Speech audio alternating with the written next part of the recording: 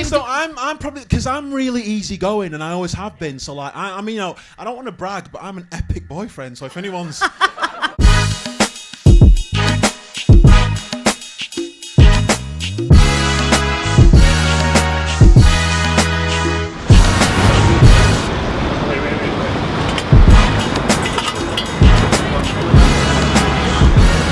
So, I had this idea for a new sub-series of all my content, and it's called Nerves of Steel. It's going to be powered by Bailey of Sheffield, who just make these beautiful things.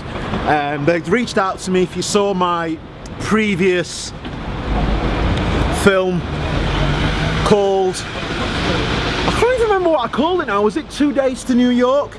It's on my YouTube channel anyway, and they've just always been really good to me, and we just wanted to do something together. And so Nerves of Steel is all about me doing things I've never done before, and I was recently asked to come and do a talk or be a featured panelist on an Inner Fire lifestyle event. I've never been a guest speaker on a panel, and just the idea of doing it excites me. The whole subject is love and relationships, and I'm exploring this whole new world of interacting with strangers. If you've been observing my YouTube content, I'm all about strangers, so that's my angle. I'm not going to be talking about the traditional romantic love. It's more about just relationship building and just being open to interactions with people you've never met, and just amazing things happen. They have for me, and that's what I'm going to talk about. So I'm excited, but I'm colder, so in a bit.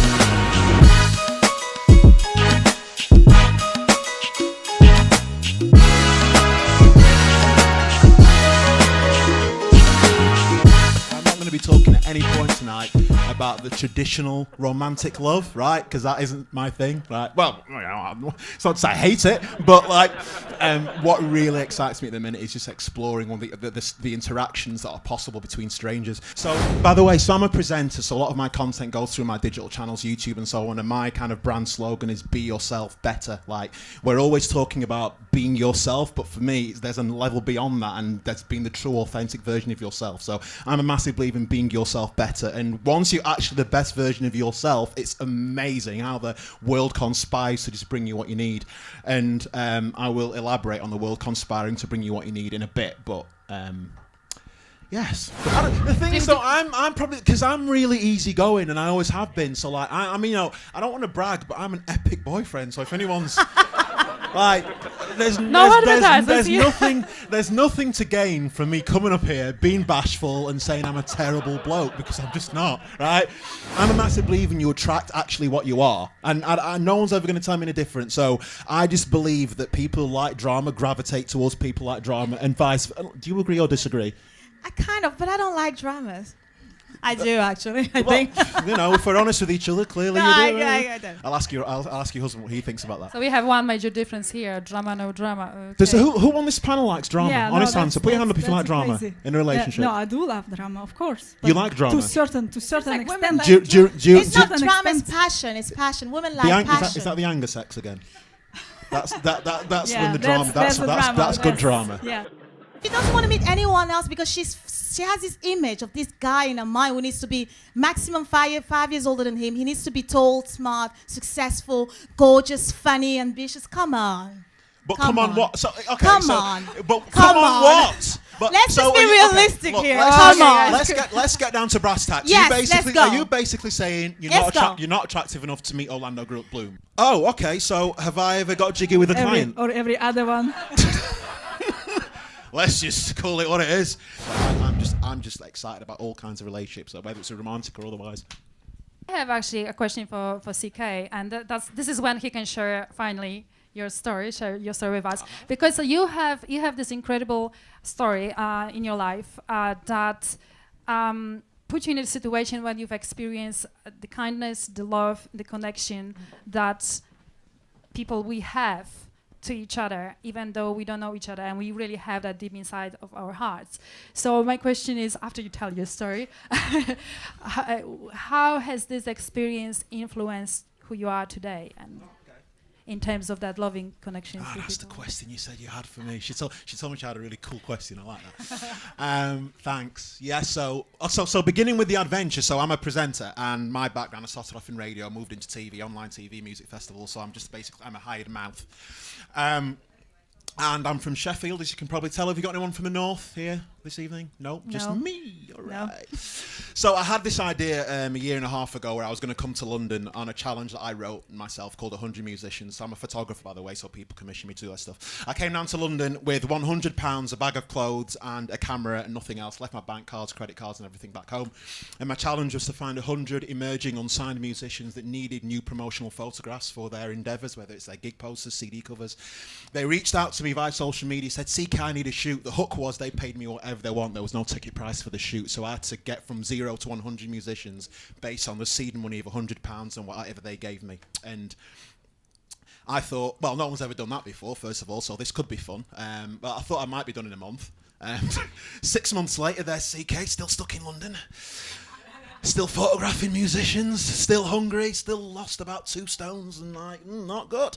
But throughout that 6 months, it was just like a remarkable celebration of human beings who had no interest in, like people who didn't care about having me photograph them said, like, because the press got hold of it, Red Bull featured me, I was on TV, radio, because I was a crazy northerner that came down to London and did this crazy thing, and people reaching out to me saying, you're nuts, you're skint, come and stay on our sofa. There's one, the first person that ever reached out to me was probably 4 days in. At first, I thought she was trying to set up a date. She's just asking me the weirdest questions, like, how tall are you? Like, how old are you? Like, because my phone is public knowledge. My phone's on all my Twitter and stuff, so for people to book the shoot, they just call me. I got a text message like, how old are you? Do you want to shoot or not? And it was like, no, if ever you get stuck, come and stay with me and my mum and my dad. I live with my mum and dad if you ever need a sofa. And it's Alex there, who, like, I met in day 4. Raise your hand, Alexandra.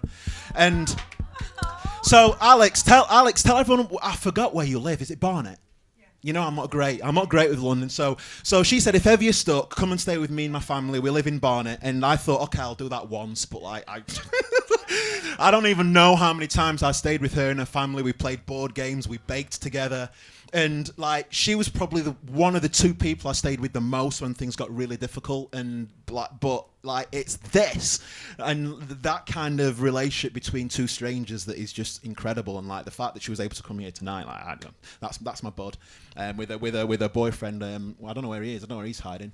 So we just became, like, and I remember the first time we met, I was, because I went to her open mic nights a lot to source the musicians. She bought me a care package. What was in that care? What was in it? It was an envelope with £5 in it. Only open this if you get really desperate, which is the cutest thing I've ever seen. Pardon? Yes, that's right. It said if you get stuck because you've got no money left and you can't get home, you can get the megabus with this £5. Toiletries, deodorant. Was there any food in there? There was food in there. There was something she drew for me. And you know when you experience that kind of thing from a stranger, if it doesn't change your perception to human beings, there's something. You're either a robot or you're just weird. And so since that challenge, which spanned 6 months, to answer your question, we got there eventually. I got a long way of getting around to the answer. 100% has it changed my perception and how I go through life now. I'm just the guy who gets excited about talking to strangers on the tube, which is apparently not what you're supposed to do. I've been led to believe that you're not meant to do that, right? Well, sorry, don't ever sit next to me on the Jubilee line because you. But like, I love that now, and like, I'm just and there's one person in this room now who I only met on Thursday, and she's here today because like we just got on at this weird gig, and like I'm basically just collecting people. All right, I just go around collecting people. So it's like 100% changed how I go about my day to day. I'm just obsessively trying to find out what's making everybody tick. And right at the end, once you've invested so much time, energy, and interest into people, they feel this overwhelming need to help you on your journey. And I swear to God, that's just true. So just invest in other people, and whether it's professionally, whether it's in love, life, whatever, and you'd be amazed what you get back.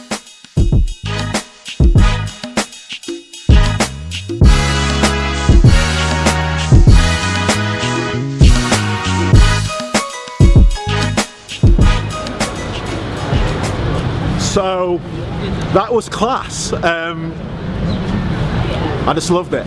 I think what I'm starting to do a lot more of now, and I say a lot more of it because I've always done it really, I'm just actually just 100% embracing who I am, and this is possibly going to sound a bit shitty, but I'm just living by what I champion at the end of all of my videos, be yourself better. I'm just talking about what I know, and It's amazing what happens in those scenarios. My boys almost got run down by a Porsche there. But it's amazing what happens in those scenarios, and I just had a great time. It was such a good laugh with my panellists, and I loved it. And talking about strangers, it's all I'm about at the moment.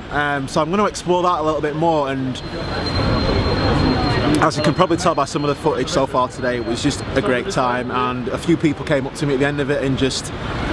It's amazing how many people are enjoying this whole strangers interaction at the minute, because a couple of people came up to me and said, CK, I'm really into that as well. So I just think the world just pulls you towards like-minded human beings at the right time, and I feel like I'm in the right place at the minute. So that's episode 1, Nerves of Steel with Bailey of Sheffield. Absolute pleasure.